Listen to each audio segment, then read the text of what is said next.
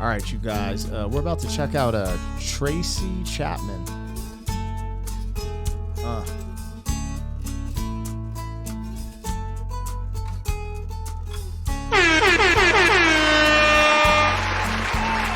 What is going down, world? Welcome to the 40-year-old FUQ Boys podcast. I go by the name Black Pegasus, and today I'm checking out Tracy Chapman, Fast Car.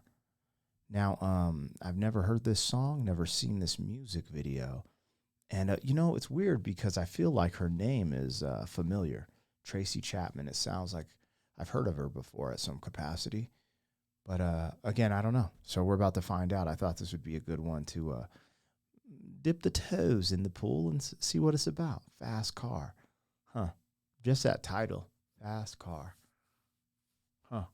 I have no clue where this is going. If you're here for it, like, share, comment, subscribe. Let's get it started. 40! 40-year-old fuck boys are back in town. 40. Yeah. Boys are back in town. 40-year-old fuck boys are back in town. The boys are back in town. 40-year-old FUQ Boys podcast. Malt liquor for your ears. 40. All right, let me get this logo down. Pull the video up. Don't forget to support the original content on the channel. I'm a hip-hop artist, so I put out music videos, and then working on some other original content for YouTube.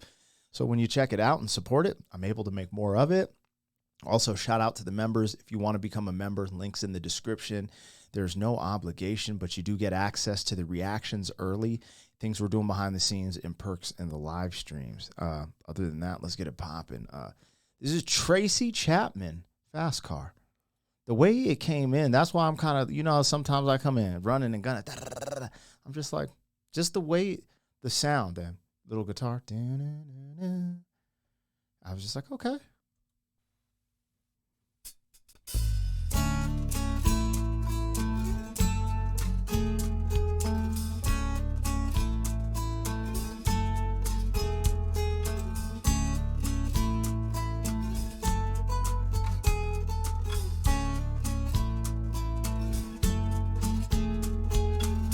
Get a fast car.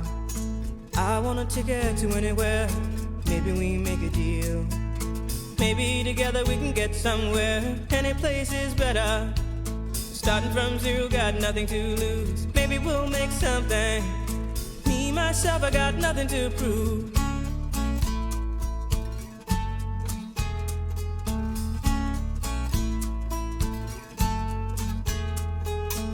You get a fast car.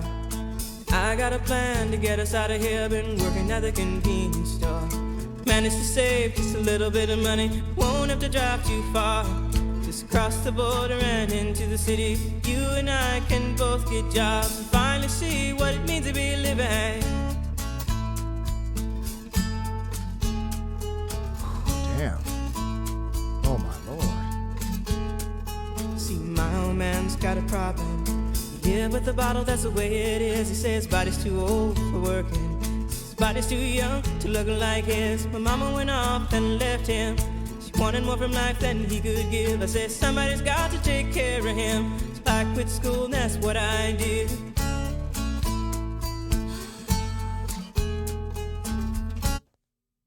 Man, I'm getting goosebumps. This is incredible storytelling, and it just captivates emotion and soul.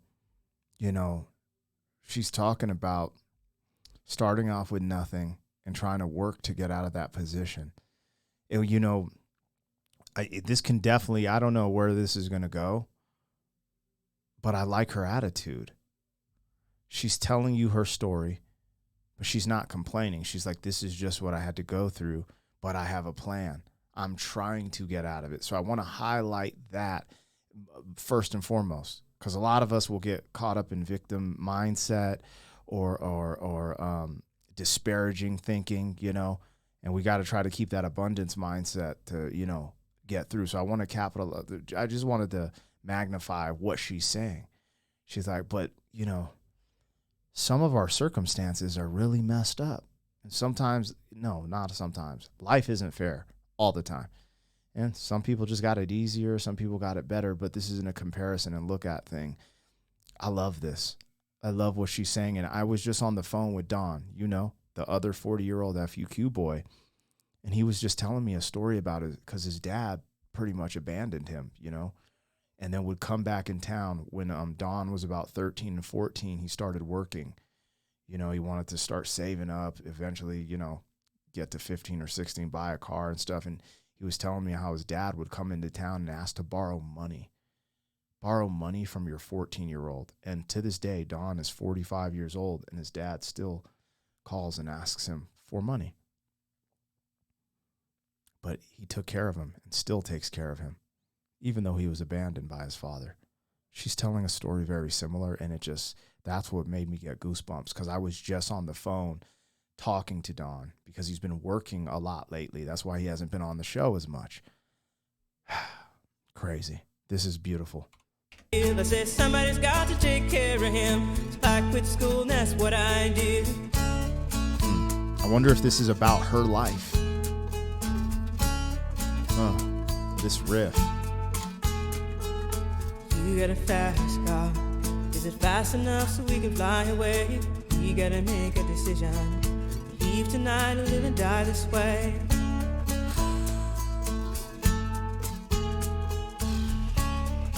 Whoa.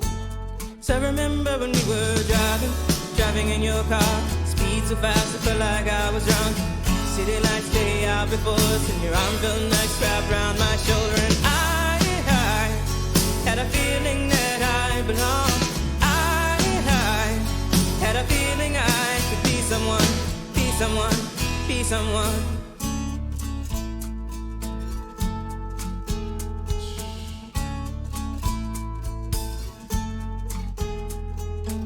You got a fast car. We go cruise and entertain ourselves. Still ain't got a job. Now work in the market as a checkout girl. I know things will get better. You'll find work and I'll get promoted. And we'll move out of the shelter, buy a bigger house and live in the suburbs. Oh my lord. Like, I would guess this song is about her because it's very descriptive.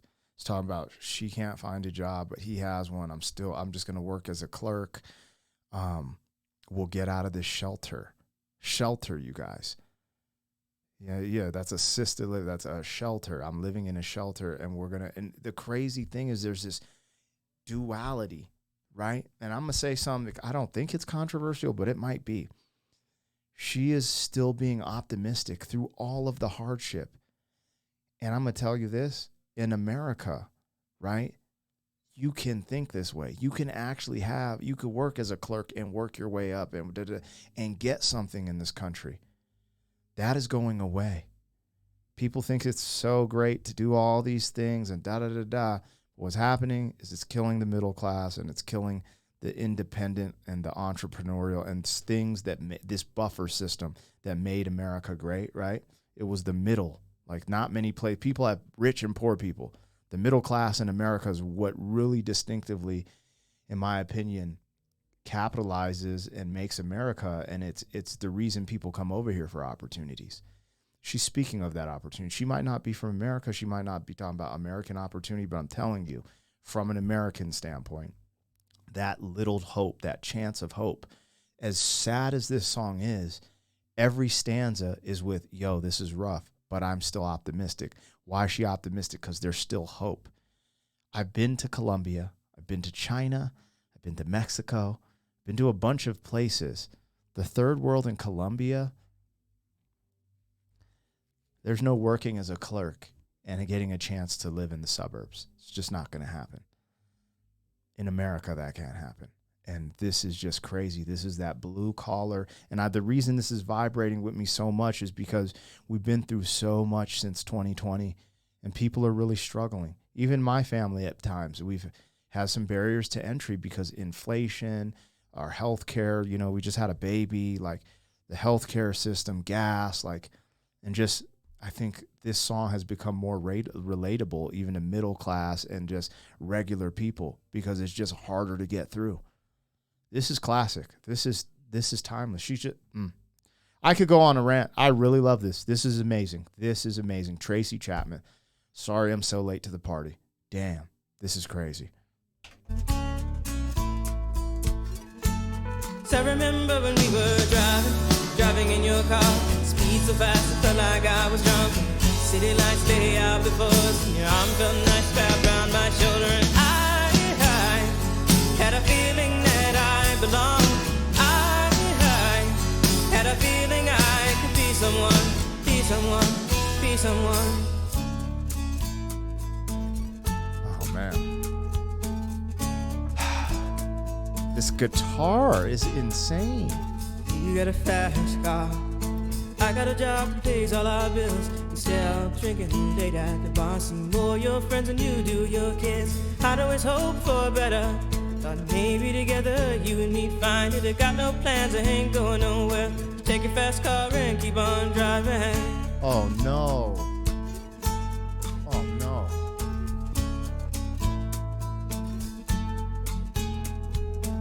You got a fast car.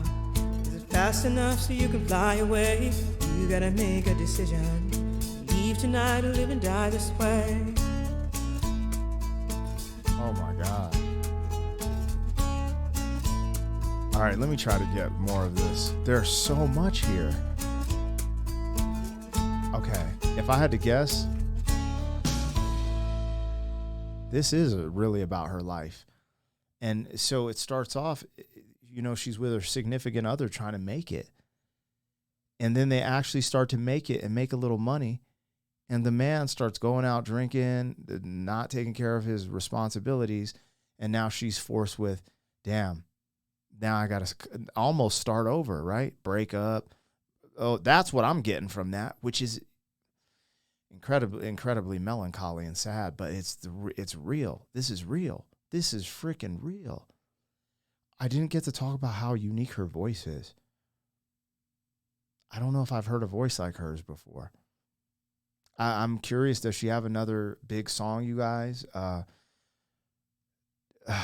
this whole, you know, her going back to fast car, it's a symbol, right? And in society, having a nice car, a nice house, these things are symbols.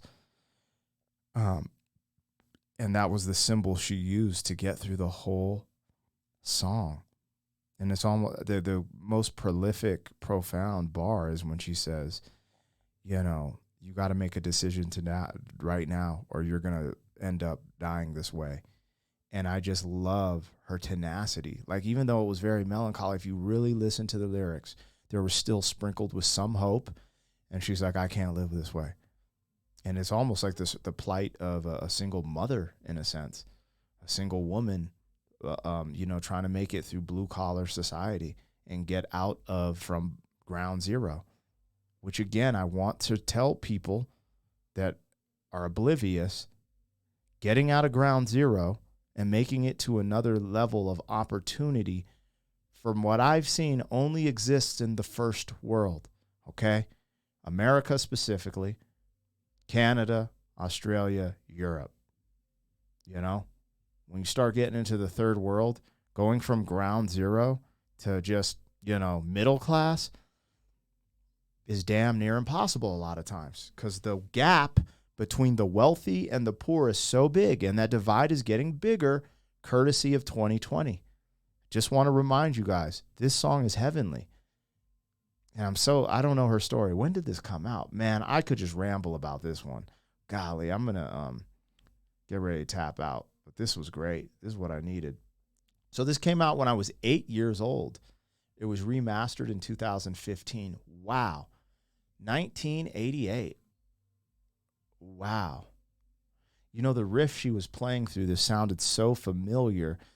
There was a moment where I thought I heard the song before. Then she started singing. I was like, oh, no, I've never heard this in my life. And it made me wonder what is going on here, how I missed this one. This is a gem. This is a gem among gems. Look, you guys, work hard, love your family. There's a lot of things that can come from hard work. And I don't know. This was a testament. This is a gem. I might have to come revisit this. This is, I don't know. This kind of riddled me with emotion, because she put me in her life And I felt like I had to live her life throughout that whole song.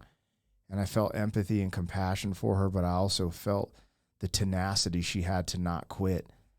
And, you know, she needed one thing to look at to help her stay focused, and it was the fast car, and it had multiple meanings in the song. And this was wonderful. Anyways, you guys let me know what I got, what I missed. Like, share, comment, subscribe. I'll catch you on the next one. 40. Thank you for being some man. 40 years down the road, back again. FUQ boy.